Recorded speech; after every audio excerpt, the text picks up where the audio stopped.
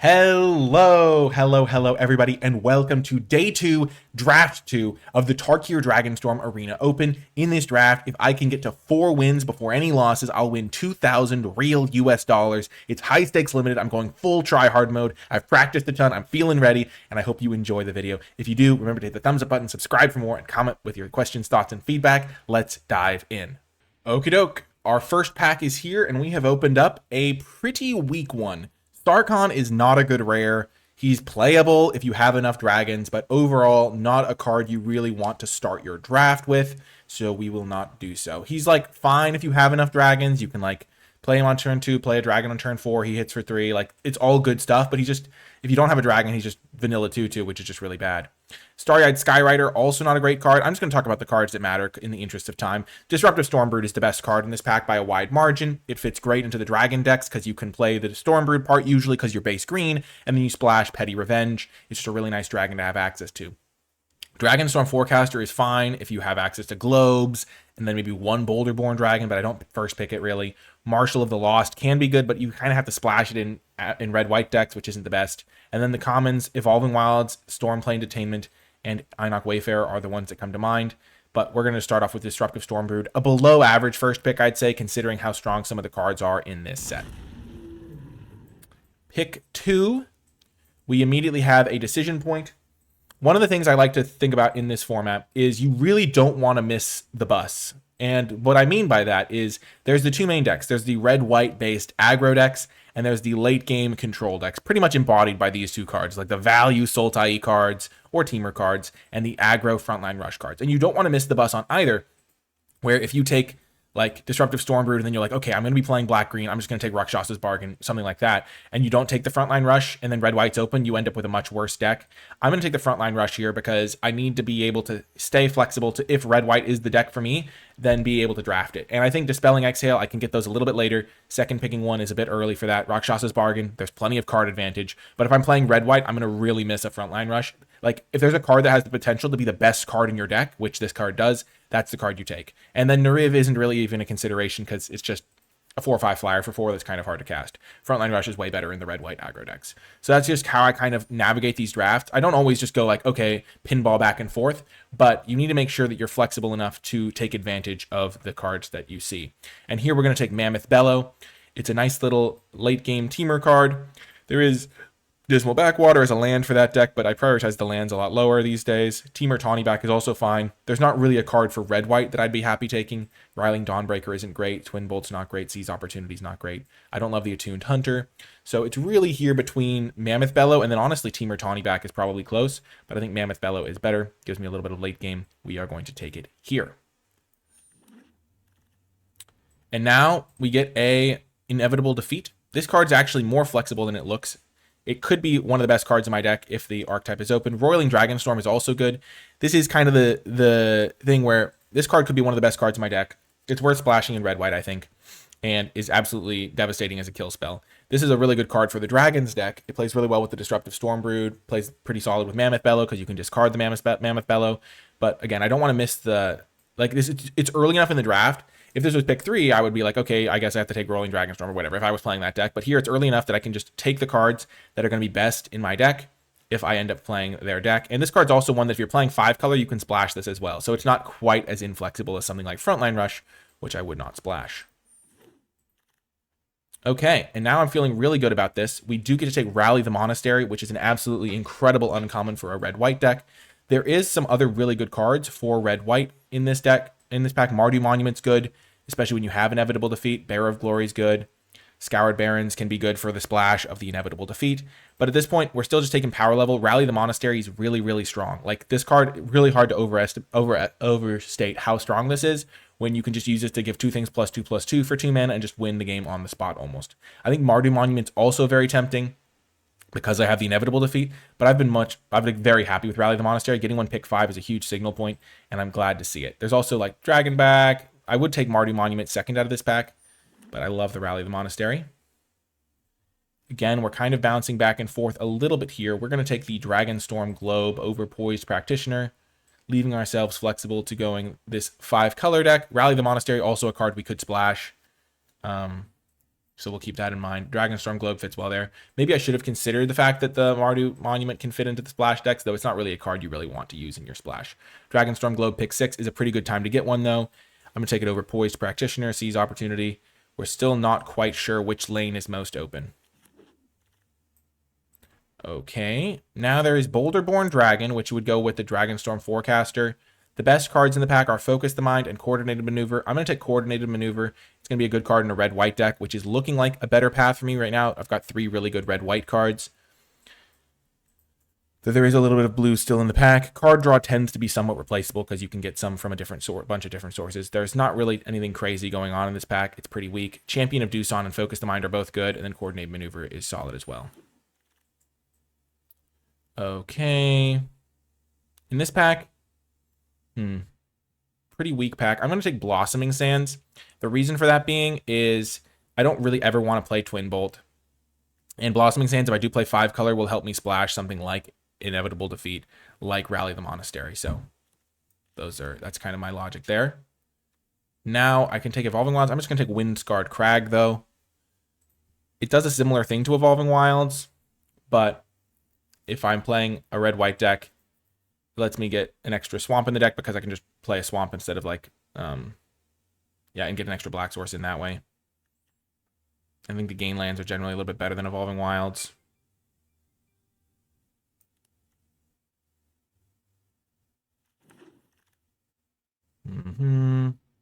Krumar Initiate. Roamer's Routine. I'm going to take the Roamer's Routine. Maybe I should have taken Evolving Wilds there. Now there's a Temur Tawny back coming around late. Seize opportunity late. We're delaying our decision here much longer than I would normally like to. Fire Rim form, Rescue Leopard is fine. I really don't like Fire Rim form. This is a fine sideboard card. This pack did not go great, honestly. There was a lot of conflicting signals. Pack 2. Okay. Well, I feel like we waited, read the signs. We missed out on some stuff, but we got some others. Jeskai Revelation is going to put me into the late game deck. And then we're probably playing 5 color. Evolving Wilds might have panned out better here, but we will take what we can get here. There's another Frontline Rush. But I think we're going to take the Dragonstorm Globe. 2 of those is going to make a big difference. Let's shave all the cards that we don't want. I would play Temur Devotees. I really like Sunset Strike Master, but I'm not going to be base red. I just need to get the globes, I think. Now we get a Tri-Land to help with the Jeskai Revelation.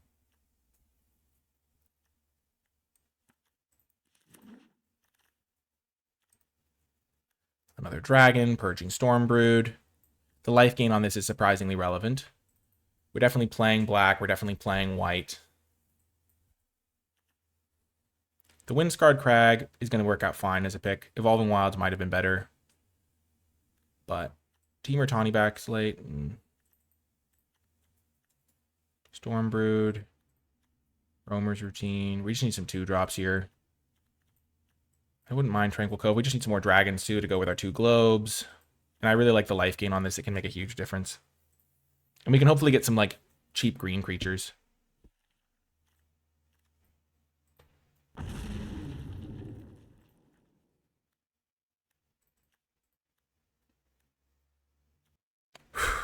Getting a Jeskai Revelation is definitely a good way to give yourself a direction in a draft. It's not really a red-white splash blue type card. You could, I guess, technically play a Frontline Rush deck that uses it, but that's not really where it's going to shine because it costs 7 mana. So you're not going to be able to deploy it a lot of the time.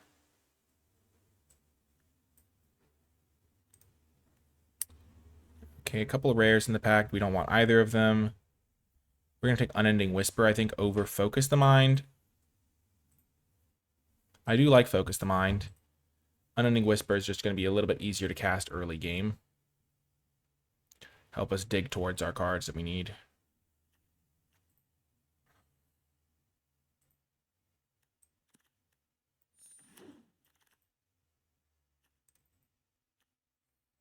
Yep, another Tri-Land is nice. But this is definitely still, we're kind of in setup mode and we're kind of hitting crunch time here. We are able to play most of the cards that we have. This is going to be a big help, giving us some early removal. Not playing a second Roamer's Routine ever. Unending Whisper #2 is not necessary. Narset's Rebuke would be fine, especially because we kind of ramp into it, and then we could like play a Dragonstorm Globe, but a cheap interaction spell for a deck that's probably going to be a Teamer deck is going to be good. We're going to take Rugged Highlands, pick 8 here over the Resolve. Pretty good on playables right now. We don't need this dragon. This is an aggressive dragon, and we're trying to be more of a defensive deck. We'll just keep taking the lands. Pick 9, pretty good. Teamer Devotee is perfect. Just what we needed. Perfect. Love seeing this. It helps our mana. Gives us a 2-drop. I would play multiples of these, even though normally I'm not the biggest fan.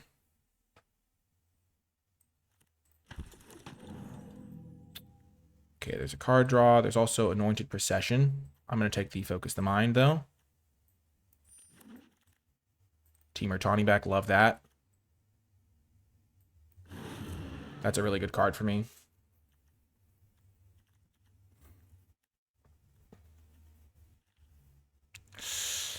This is definitely sketchy. We're playing Humbling Elder right now, I think.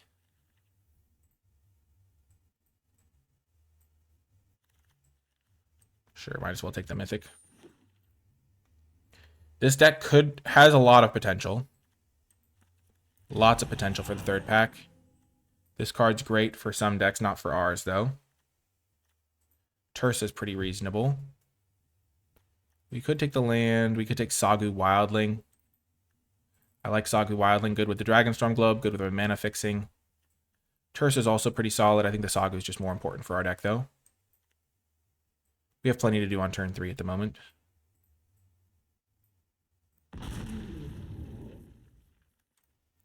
Okay, now we get a Dragonbird's Relic. Nice little 2-drop action. Because we took all those lands last pack, we get a lot more flexibility this pack. Now we get Karakik Guardian or Molten Exhale. Karakik is so messed up. We have 2 orbs.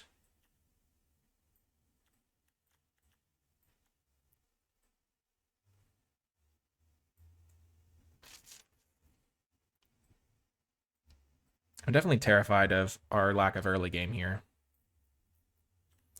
But I'm going to take the Karakik anyway.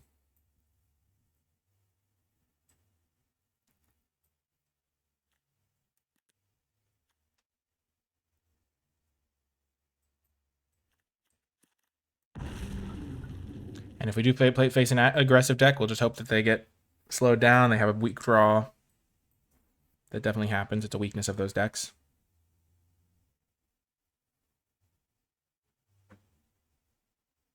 We need every color except black mana. No, we need black mana for this. Perfect. Okay.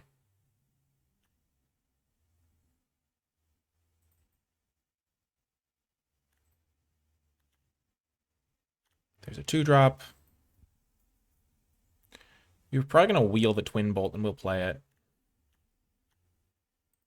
We'll take Teeming Dragonstorm for now. Over the Swiftwater Cliffs. We have 1, 2, 3, 4, 5, 6 lands here. So we still need to make a few playables.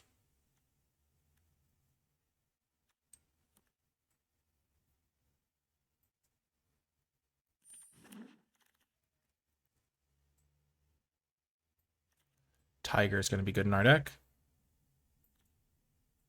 We don't really need the black mana that much. And Tiger lets us go double spell on turn 5 to help us catch back up.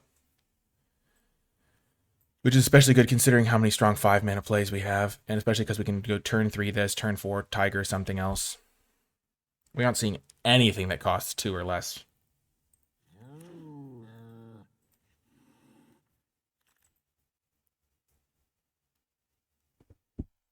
There's Sid Prowler. We're just going to take Sagu Wildling. The life gain is going to be huge. Finding lands is going to be huge. Let's see, it isn't a huge priority. Breaching Dragonstorm is fine.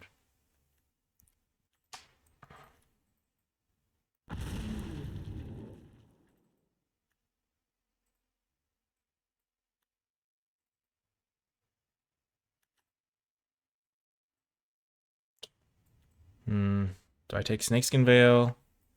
So just take a 2-mana play.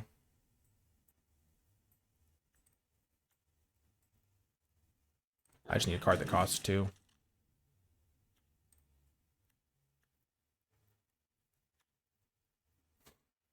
Man.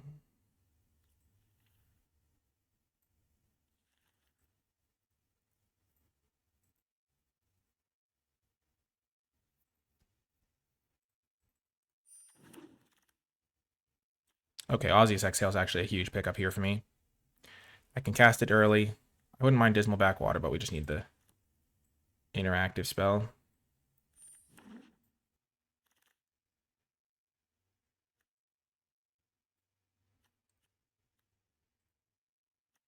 Things that I can cast on turn 2 are premium right now.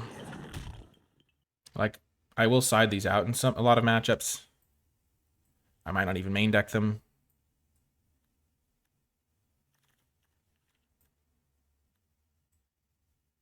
Turgor Island Dragon or Spectral Denial? I'm going to take the Spectral Denial. I just need the counter magic. Beautiful. We got Twin Bolt. I'm going to take it over Tawny Back number 3. I love Tawny Back, but I just need the interaction spell, and that's going to be way better for me than these duelists and stuff.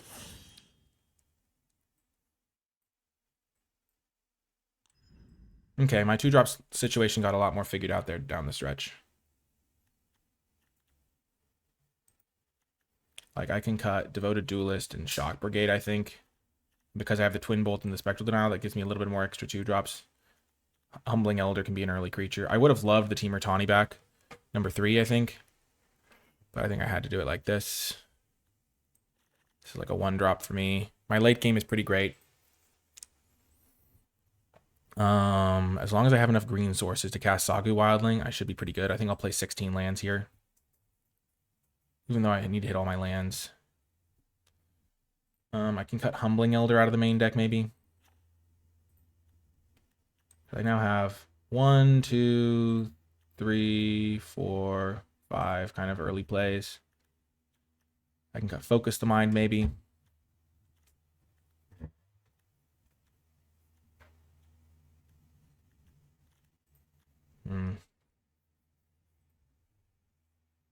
Cut 1 land, I think.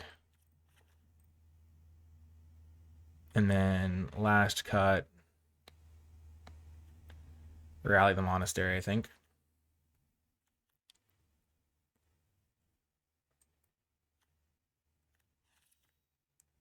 Rally's pretty solid, though. It's a kill spell for big things.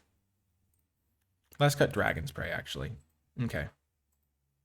So, white source. Let's just look at our colors first. So we have 10, mostly, we're pretty much teamer colors. And this card's huge for our deck. So we have 3, 4, 5, 6. 3, 4, 5, 6, 7, 8 green sources. 5, 1, 2, 3, 4, 5, 6, 11, 12, 13, 14, 15, 16, 17 lands. We'll cut Twin Bolt for the main deck. We can side it in against aggro. Hopefully we don't face aggro. Our deck is way better against non-aggro decks. So we have 5, 6, 7, 8 green sources. Nice. Blue is 2. 3 blue sources. 3, 4. I don't think we can play any swamps. Because we have 1, 2, 3, 4. 4 black sources for like 1 black card. Maybe we play 1 swamp.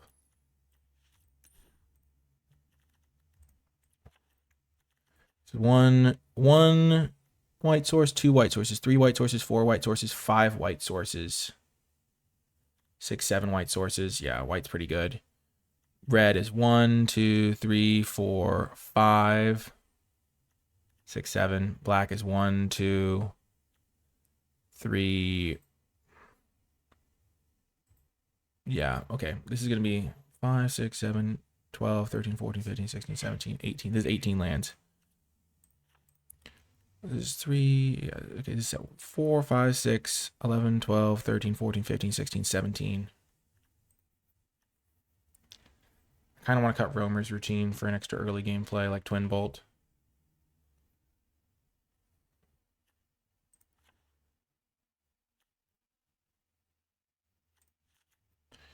Let's do that. Okay. Well, this is the build. I'll see you folks in the games.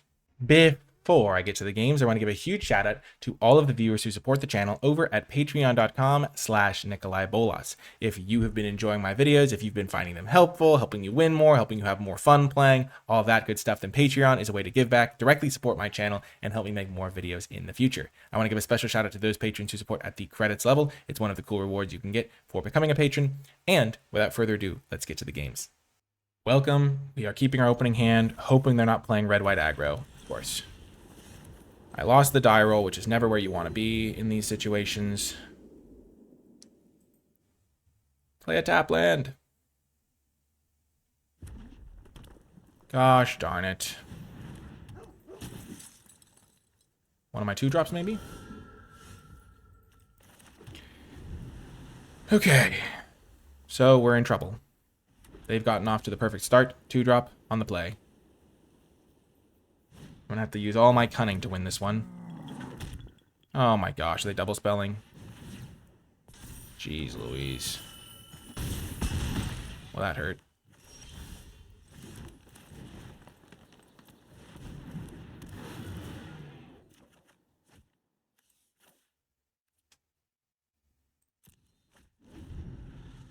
I already have these colors. I'd rather just have my lands come in untapped.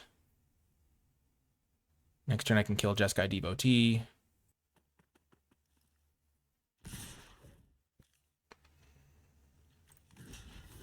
If they do have Fire Rim form, I'd rather they use it on the Devotee. They want to kill the Devotee anyway.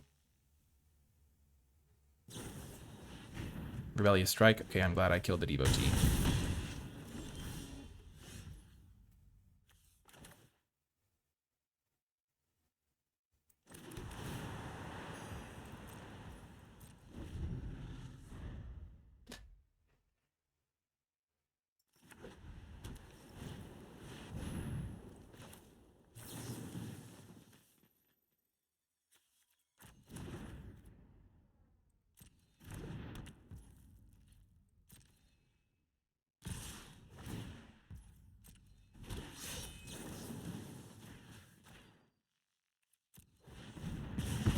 I'm really close. Inevitable defeat, killing a war effort's going to be good here.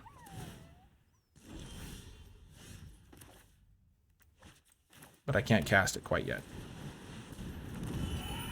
I need to draw a mountain or a plains. Or a swamp.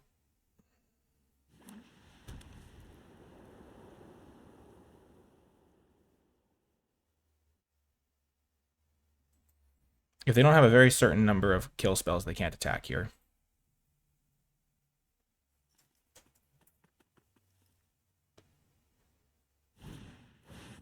Artisan, sure.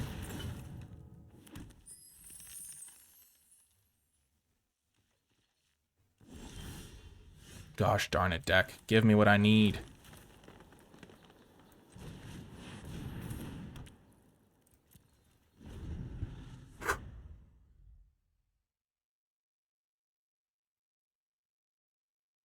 The fact that I've only drawn my...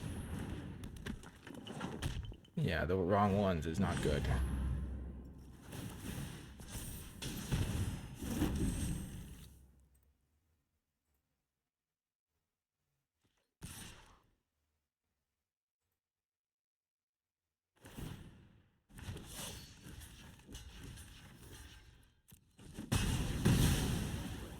Come on, land. Give me what you... Give me. I need it. Okay, that'll be good next turn.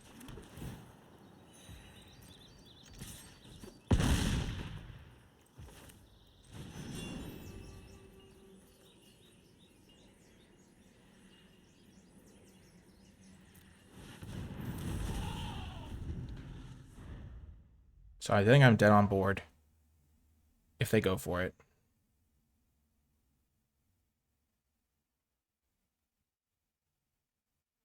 Unfortunately, it was just not quite enough.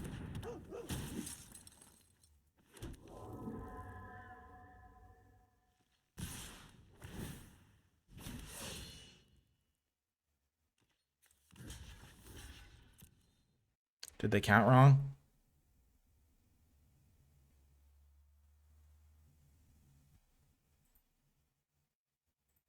Did they forget Wild Ride was a sorcery? Nope, they did not count wrong. Gosh, we were so close. If we'd drawn this, if we'd been able to kill War Effort with this inevitable defeat, we might have had him. Gosh, of course we played the worst matchup and lost the die roll. Gosh, darn it. Well, I want that for sure.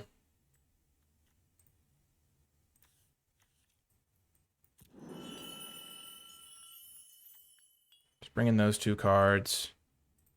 Cut.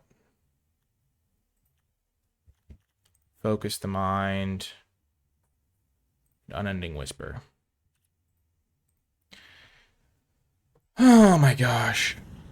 That's how it goes. You can't control those things, but it does suck to lose die rolls in key situations and face bad matchups. Well, we gotta keep this, but it's a terrible hand. Going to 5 is just untenable.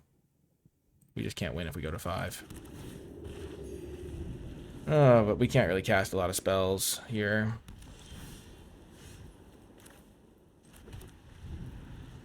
And by a lot, I mean any spells.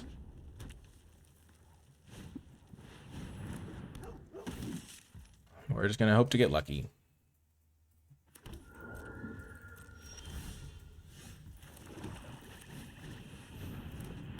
Now if we draw a green source, we've got some stuff going.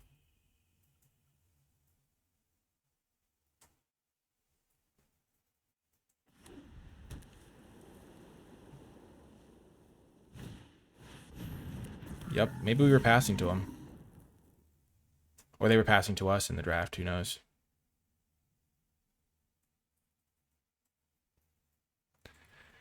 Oh, man.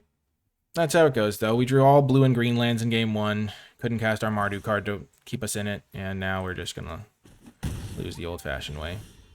Perfect. Oh my gosh, that's going to save us. We're saved.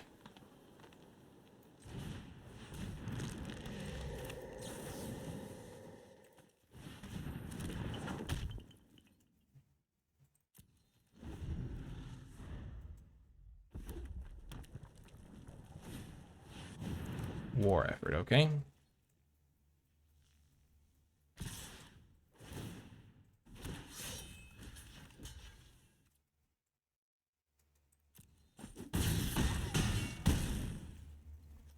Taking a big hit here.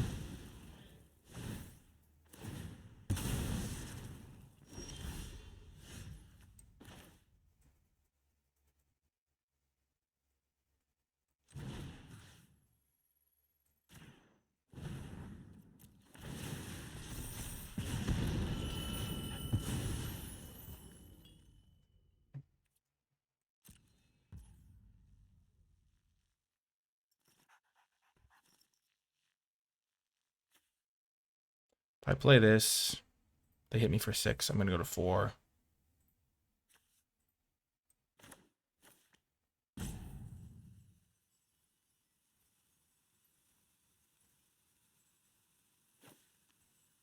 But this is going to be 5, so I'll go to 15.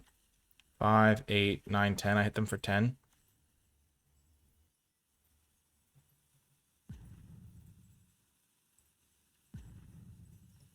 And I go to 15.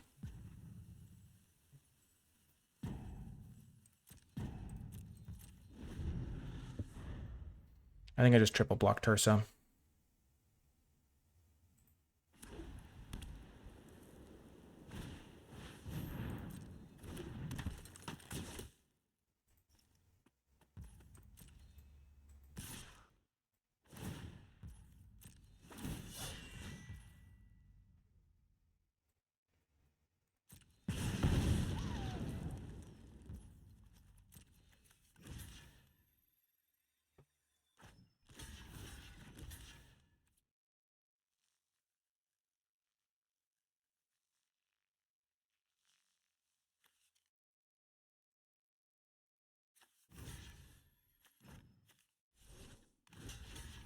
Triple block Tursa.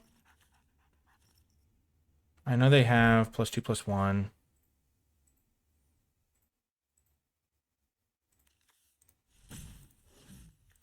I think I'm just going to have to assume they have nothing if I want to win this game.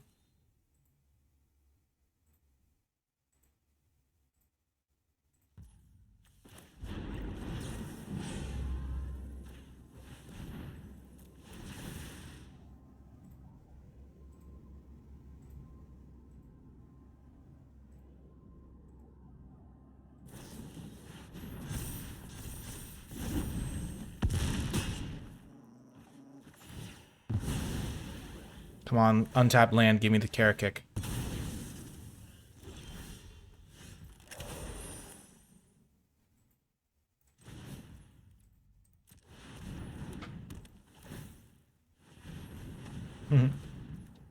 So close. Oh, once again, into the breach we go.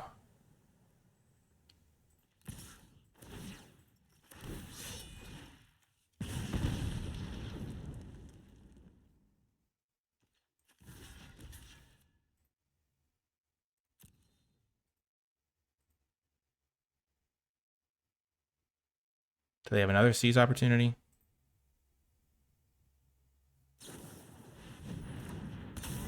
Sure.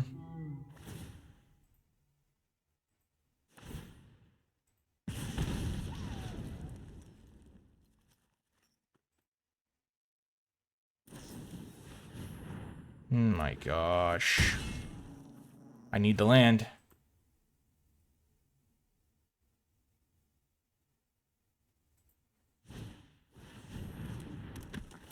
It's all about the land here.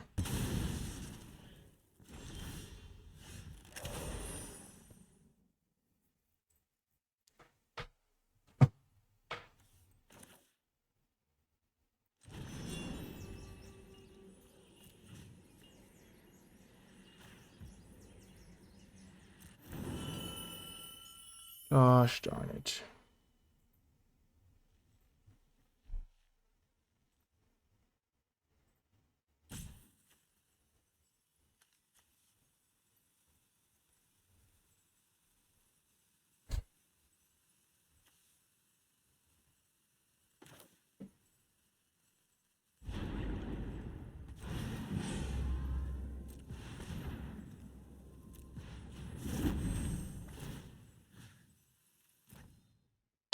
I might just be dead on board. Gosh, I just needed lands to get this relic going. Okay.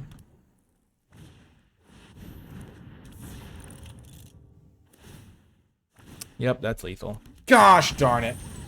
Oh my gosh.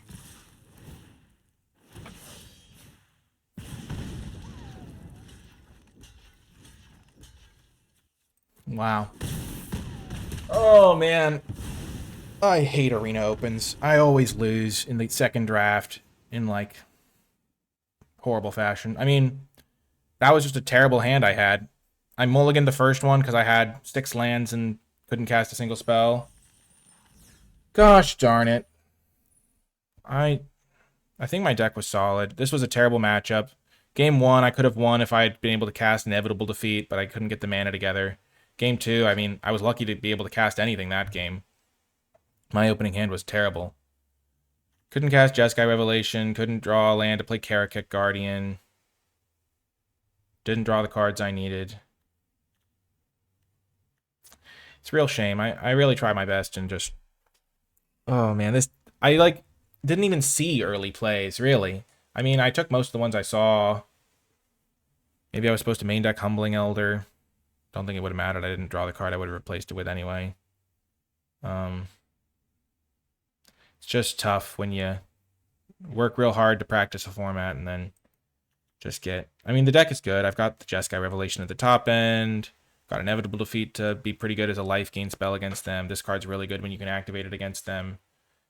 I mean, I basically have, if you think about it, I have like 19 lands in the deck because 4, 5, 6, 11, 12, 13, 14, 15, 16, 17 lands, 2 Soggy Wildlings to draw lands, 2 Dragonstorm Globes. So the fact that I got stuck on 4 mana that entire game, I even have an Encroaching Dragonstorm.